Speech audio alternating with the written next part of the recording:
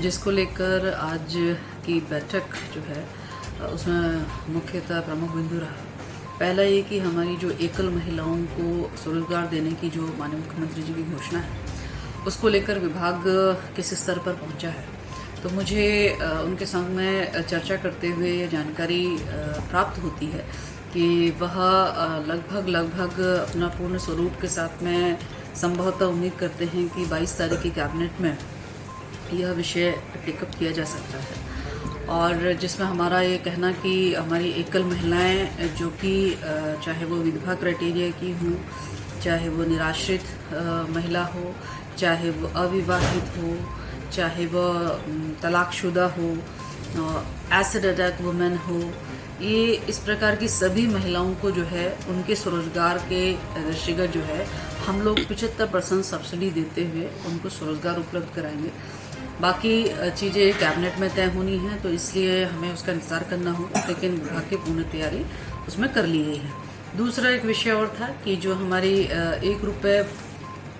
पर अतिरिक्त शुल्क जो हमें आबकारी विभाग से मिलना था उसको लेकर नियमावली की तैयारी जाननी थी, तो उसमें भी विभाग ने अपनी ओर से तैयारी कर ली है और वह प्रस्ताव अभी वित्त को आज गया है, और जिसको लेकर विभाग के अधिकारियों को बताया गया है कि हमारी यह कोशिश रहे कि आगामी कैबिनेट में जो है वह प्रस्ताव पहुंचे और कैबिनेट में उसको जल्द से जल्द हम लोग रखने का काम करें, ताकि समय रहते हुए उससे होने वाले जो संभावित योजनाएं हैं आगे चलकर महिलाओं के हित में हो, चाहे हमारे आपदा से अनाथ हुए हमारे बच्चे हों या एक्सीडेंट में अनाथ हुए हमारे बच्चे हों, अथवा ऐसी हमारी महिलाएं जो कि जिनके ऊपर अपना रहने के लिए मकान पर छत ना हो,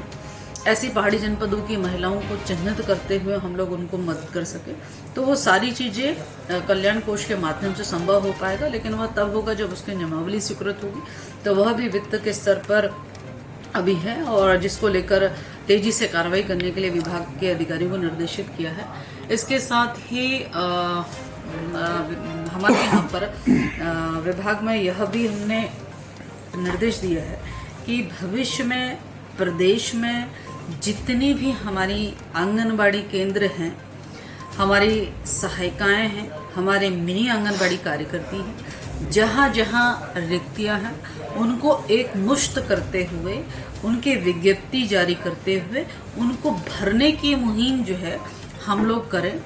उसको लेकर शीघ्र प्रस्ताव मेरे स्तर पर लेके आने के लिए कहा गया है,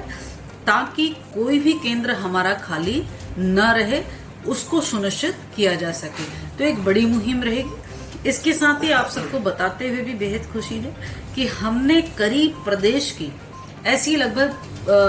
5000 से कुछ 5100 या 200 करीब हमारी जो मिनी आंगनबाड़ी केंद्र थे, जिसको उच्चीकृत करने के लिए हमने भारत सरकार में आवेदन किया हुआ था, आग्रह किया हुआ था। मुझे उम्मीद है कि बहुत जल्द इस माह के अंत तक भारत सरकार से उसकी मंजूरी मिल जाएगी और हमारे ऐसे लगभग 5000 से हमारे ऊपर मिनी आंगनबाड़ी केंद्र जो है वह उच्चीकृत होंगे। तो वह भी हम लोग आने वाले समय में उन केंद्रों में चूंकि सहायिकाओं की आवश्यकता होगी, तो जैसे ही वह उच्चीकृत होते हुए आंगनबाड़ी केंद्र में परिवर्तित होंगे, यह बहुत बड़ी उपलब्धि होगी। साथ साथ में हम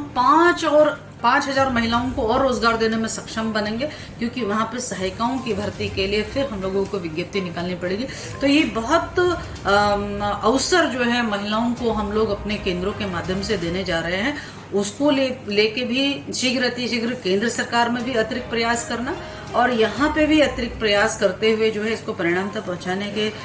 निर्देश जो है विभाग के अधिकारियों को दिए हैं। और साथ ही आगामी